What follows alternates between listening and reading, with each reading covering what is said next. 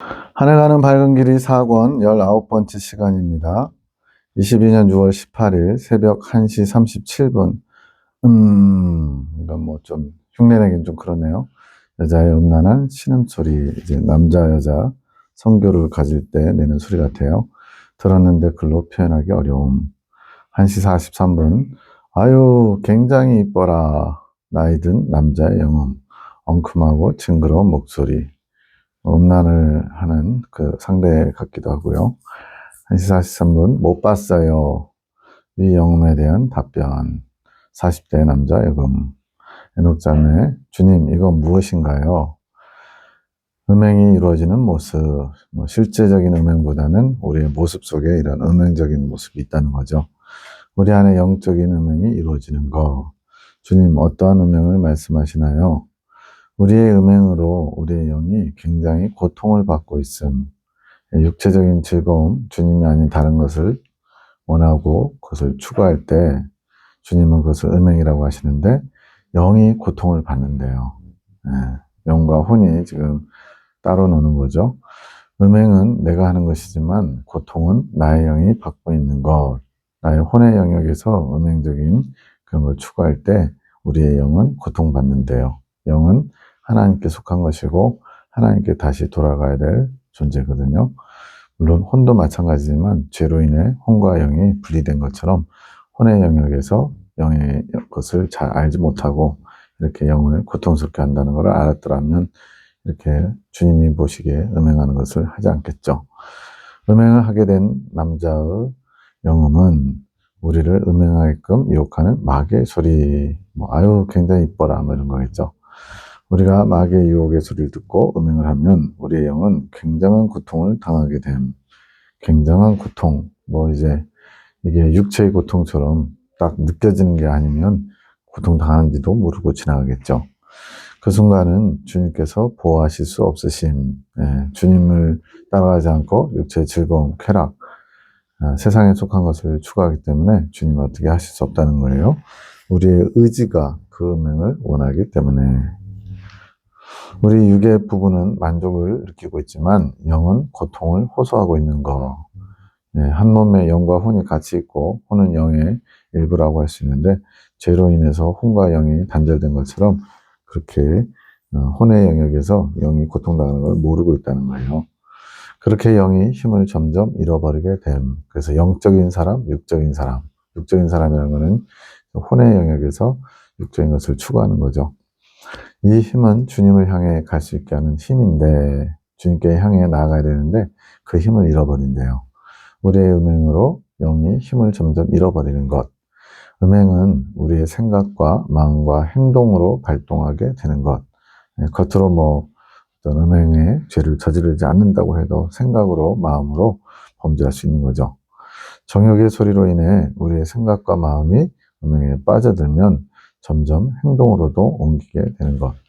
머릿속에 온통 음란한 것만 있으면 기회가 주어지면 음란한 행동을 하겠죠. 눈으로 보는 것, 말로 하는 것, 듣는 것, 모든 행위에 그런 것들이 행동으로까지 발동하게 되는 것. 육체는 음행에 대한 그 순간의 만족을 느끼게 되지만 쾌락이죠. 영은 그만큼 힘을 잃어버리며 고통을 받게 되는 것. 마귀는 우리가 죄를 지을 수 있게 옆에 붙어서 우리를 부추기며 우리는 그 소리를 들으면서 죄에 가담하게 되는 것. 계속 우리의 그런 주님 보시기에 음행과 같은 생각과 감정들 또 환경들을 조성하는 거죠. 그래서 넘어지게. 그렇게 되면 마귀는 우리가 짓는 죄의 부산물들을 흡수하면서 대신 만족을 취하게 됨. 그래서 이제 하나님이 허락하셔서 이 중간형계라고 할 수 있는 이 땅에서도 귀신들, 마귀들이 활동하죠. 물론 천사들도 활동하시지만 그래서 어떤 사람이 음행을 저지르게 되면 그 음행을 저지르는데 열심을 냈던 살아생전에 그런 일에 열심을 냈던 또는 마귀들 중에 음란 마귀들 그런 것들이 이제 몸에 붙어가지고 그런 음행의 쾌락을 만족을 누린다는 거예요. 우리의 죄를 먹고 사는 거죠. 그런 식으로 마귀에게 만족을 주는 삶 이거는 주님 앞에 크게 범죄하는 거죠. 우리가 짓는 죄가 결국 마귀를 만족하게 하는 것. 마귀는 만족이 없음. 쾌락을 추구하지만 그 쾌락이 계속 만족을 줄 수는 없죠. 만족할 수 없도록 타락한 자. 그러니까 이제 성경에도 거머리에게 며느리가 있어서 다고다고 한다. 뭐 그런 식으로 표현하죠. 하지만 만족을 채울 수 있는 방법이 있는데 그것은 우리로 죄를 짓게 하면서 그때 나타나는 죄의 부산물들을 자신이 흡수하면서 만족을 취하는 것. 본인 스스로가 만족을 취할 수 없는 영체니까 이런 육체를 가지고 음행을 저지르면서 만족을 대신 그 몸에 붙어서 누리는 거죠. 그래서 이제 뭐 여관이라든가 온갖 음행이 저질러지는 나이트클럽 이런 데서 얼마나 마귀들이 그래서 사람들의 그런 죄의 양분을 흡수하면서 쾌락을 맛볼지 모르겠네요.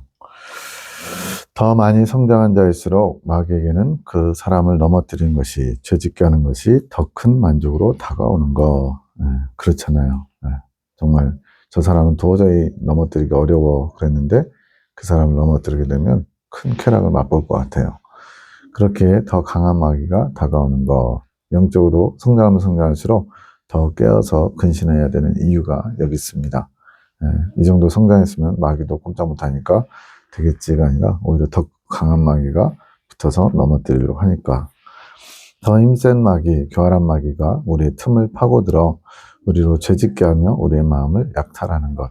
그래서 이단이 무서운 이유가 예수님을 부인하거나 어떤 하나님을 부정하는 게 아니라 하나님을 믿는 것처럼 하면서 비슷하게 교리를 살짝 비틀어 가지고 마귀의 생각과 마귀의 사상을 집어넣어 주는 거죠.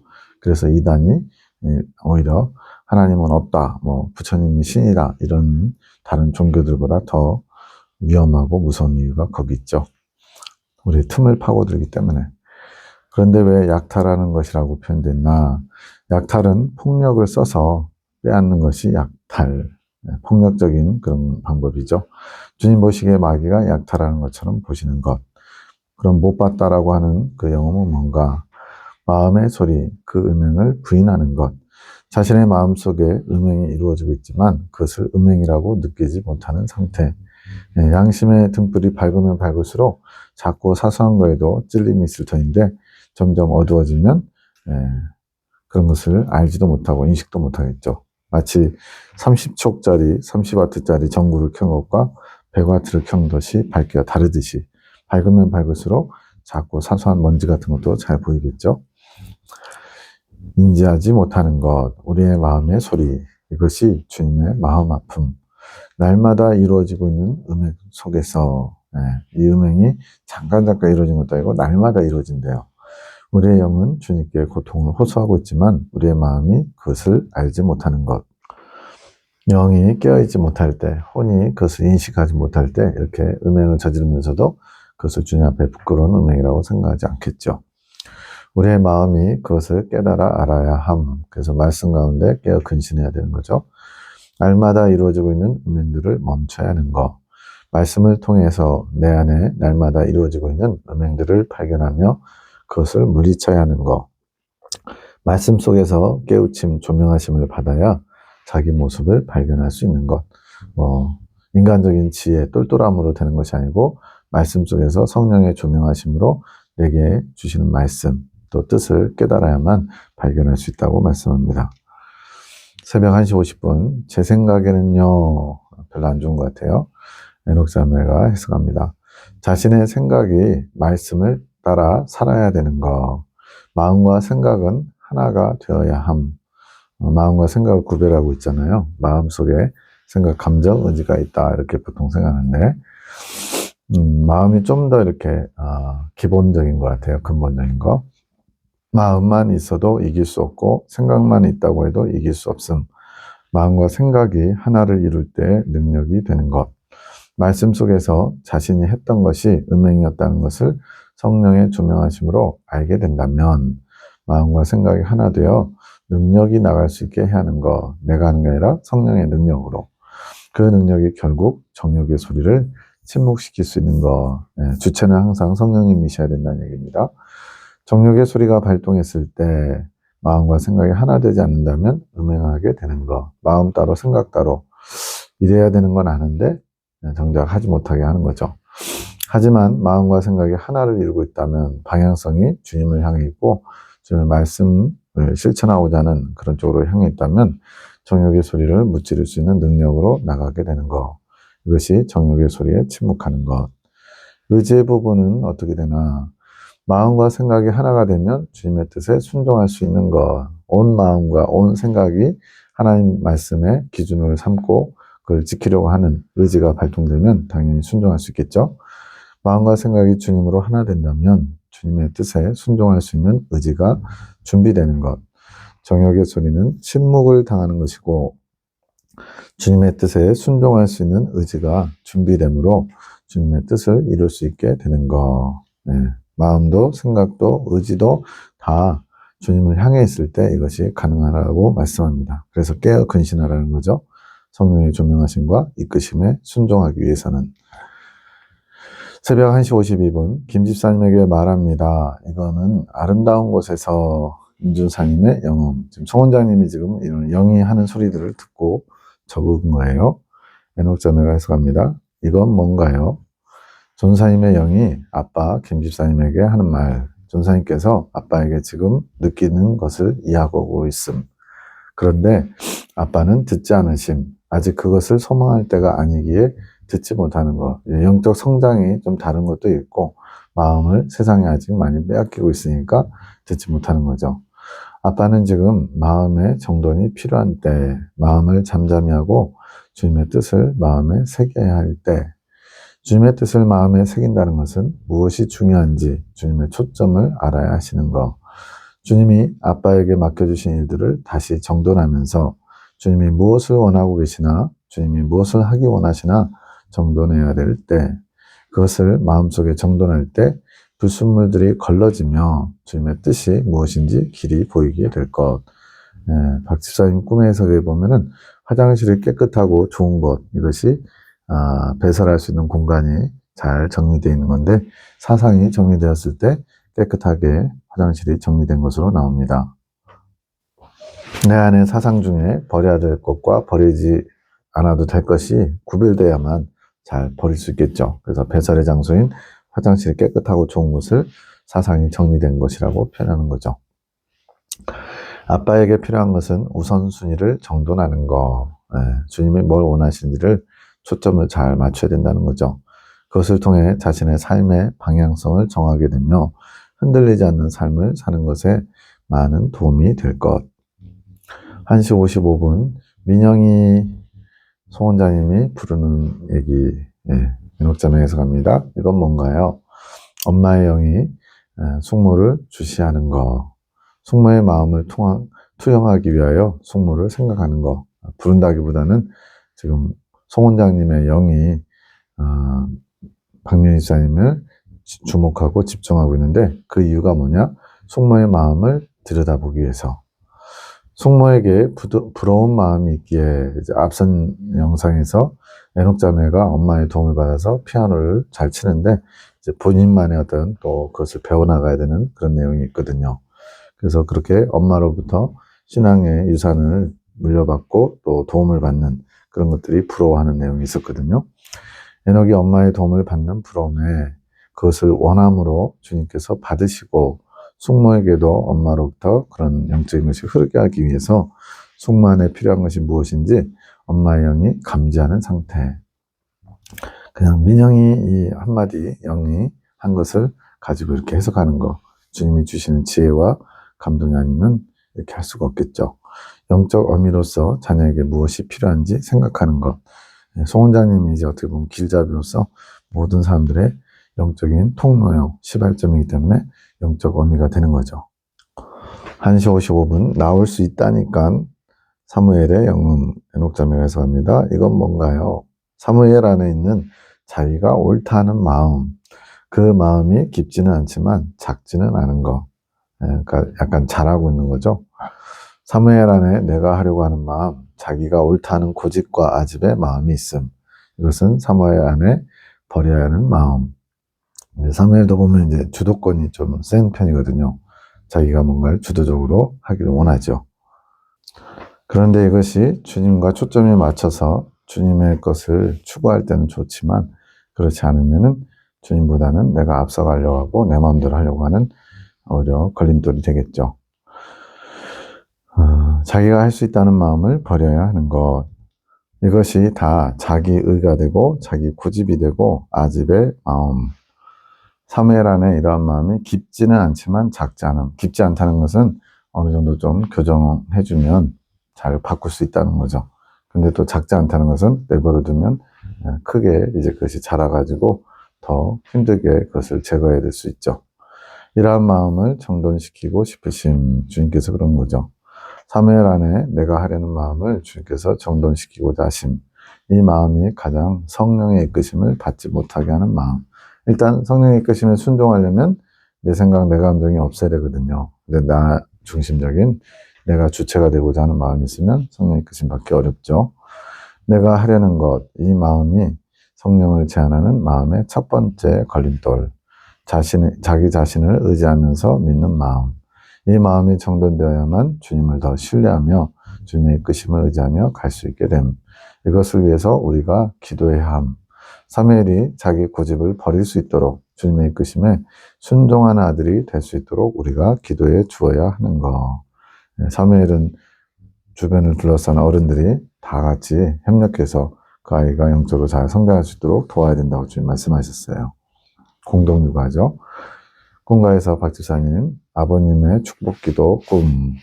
네, 박지사님 꾸신 거예요. 어머님과 아버님의 부인, 송장로님과 강호사님 보였대요. 어떤 사람의 주위에 빙 둘러앉는 느낌. 여자분인데 문제가 있어서 기도를 받으려고 하시는 것 같음. 아버님께서 축복 기도를 해주시는 것 같음. 어머님이 그 광경을 옆에서 지켜보시면서 도우시는 것 같은 축복의 아비와 축복의 어미가 되라고 말씀하셨거든요. 해석.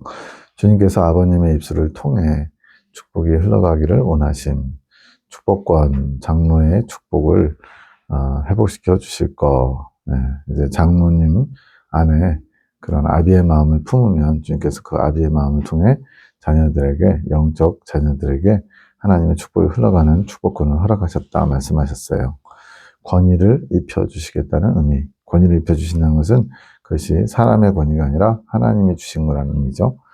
어머님은 그러한 아버님이, 주님의 축복을 전하시는 아버님이 잘 세워질 수 있도록 세워주시는 역할을 하셔야 됩니다. 세운다는 것은 영적으로 도움이 되는 역할을 감당해야 되는 것. 근데 이제 강목사님도 이제 성격이 강하시고 주도적인 게 있다 보니까 사사건건 좀 이렇게 부딪히고 어려움이 있으셨죠. 근데 이제 그런 주님이 세우신 질서 안에서 송장로님이 그 축복권을 잘 사용할 수 있도록 돕는 자로서 역할을 감당하셔야 된다고 말씀한 거예요. 송장로님의 축복의 입술은 권사님의 도움으로 이루어질 수 있음. 주님이 세우신 질서가 그렇기 때문에 그렇습니다. 밤기도, 저희 가정의 회복을 위한 기도 5일째, 일주일간 기도해 주라고 했거든요. 창조계시기도 송원장님, 아름다우신 주여, 당신의 아름다움을 속히 닮아가고 싶습니다. 이 시간 저희 모두를 축복하소서. 오늘 주시는 축복으로 저희가 속히 당신의 아름다움을 닮아갈 수 있도록 인도하소서. 더 빠르게 서둘러 주소서. 당신을 가진 자들이 속히 될 수 있게 하소서. 저희 마음에 불을 지펴 주소서. 당신을 더 원하는 마음이 불타오르게 하소서. 주님을 더 원하고 이 정도면 됐지 하고 선을 그으면 안 된다는 거예요. 말씀을 더 가까이 해야 되는 이유를 깨달았으니 말씀 가운데 임하셔서 더욱 깨닫게 하셔서 당신의 마음과 뜻을 보게 하소서. 당신의 축복 없이는 돌아갈 수 없으니 축복을 아낌없이 주소서. 이게 야곱의 자세죠. 당신이 나를 축복하지 않으면 당신을 보내지 않겠습니다. 야복강가에서 천사를 물고 늘어지죠. 주님께서 웃으심, 흡족히 여기심, 이렇게 이런 영적인 것에 사모하고 열심을 내고 또 침노에 들어오면 주님 기뻐하시죠. 주님이 더 원하시는 마음이라 하심.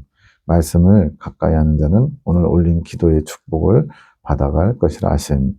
말씀을 가까이 하면 내가 더 많은 축복을 주겠다 약속하셨으니까 그 말씀 받으면 당연히 더 많이 받아가겠죠.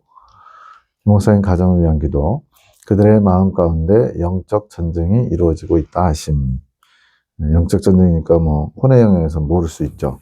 악한 것들이 떠나가게 하시는데 영적 전쟁이 있는 것이 당연한 일이다 하심. 승리할 수 있도록 기도해 주라고 하심. 악한 것들이 떠나가게 집중 기도해 주라고 하심. 주님께서 떠나게 하시는 것이지만 주님이 기도를 통해서 일하실 수 있다 하심. 그래서 중재자, 중보자들이 필요한 거죠. 그래서 우리의 기도가 있어야 하는 것.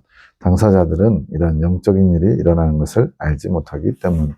그러니까 어떤 영혼이 주님 앞에 나아갈 때 그 맡고 있는 것이 무엇인지 그 연약함이 있기 때문에 스스로 나가지 못하니까 하나님은 기도의 중재자들을 세우셔서 그 문제를 볼 수 있고 알 수 있고 또 그걸 깨뜨릴 수 있는 방법을 알게 하셔서 주님과 맡긴 관계를 허물 수 있도록 그렇게 돕는 역할로 기도의 중재자들을 세우신 거죠.